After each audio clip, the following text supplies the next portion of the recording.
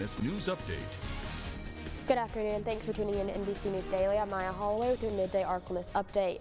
Starting off in education news, Dr. Ron Berry, the president of the University of Louisiana-Monroe, announces he is stepping down. Dr. Berry will still be an active member of the ULM family as he is returning to his previous role as a professor.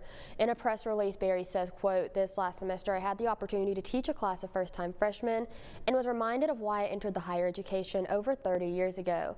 Dr. Berry will still remain president of the university until a new president is hired and in place.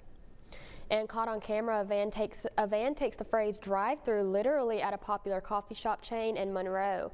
A van crashed into Starbucks on Monroe Tuesday. It happened at the location on Forsyth Avenue.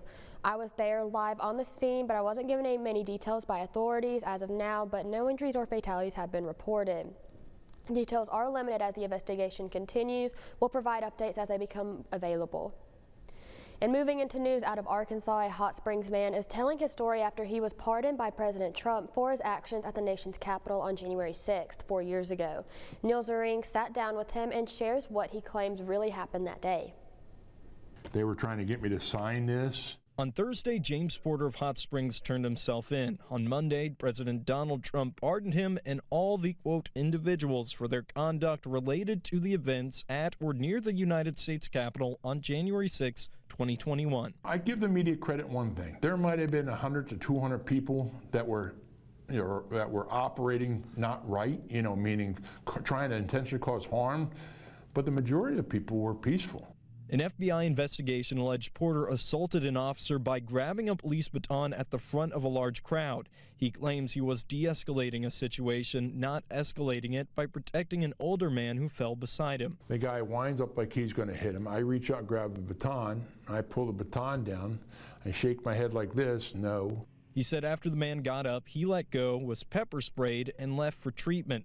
When he heard the election certification was halted, he considered what he believed was a directive from President Trump accomplished. It was for our voices to be heard, stop the steal, and have them take a break from their certification, say, let's check into some of these states. Several court rulings found no fraud in the election. Representative Nancy Pelosi, who was the Speaker of the House at the time, called the pardons shameful and, quote, a betrayal of police officers who put their lives on the line to stop an attempt to subvert the peaceful transfer of power.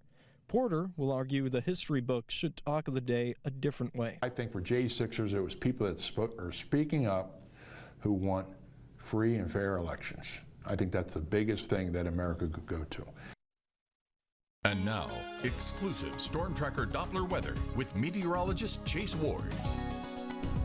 We'll gradual warm up for this afternoon, temperatures reaching into low 40s. Nice little change of pace than it has been the past previous days. However, each morning it's still going to be pretty cold with temperatures just below freezing. Winds will be mainly calm though, so wind chills won't bother us too much. Some clouds will roll in tonight as we'll have a weak front kind of roll through. And then as we go into tomorrow, still mostly sunny. Winds do shift northerly, but they're still going to be relatively calm between 5, maybe is up to 10 miles per hour. But other than that, just passing clouds here or there. But we'll still pick up on sunshine and stay mainly dry as high pressure settles in, and we'll be dry through at least Friday.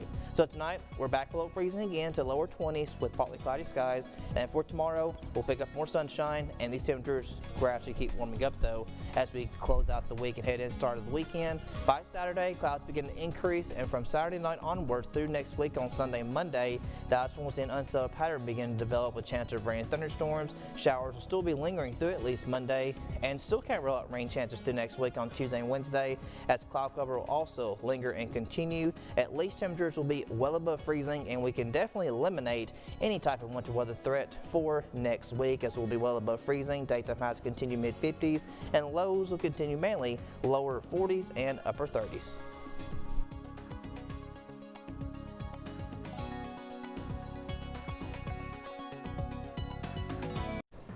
Well, that's it for your midday update. Y'all be sure to stay warm and go out and warm those cars up in the morning as you're heading out for work too.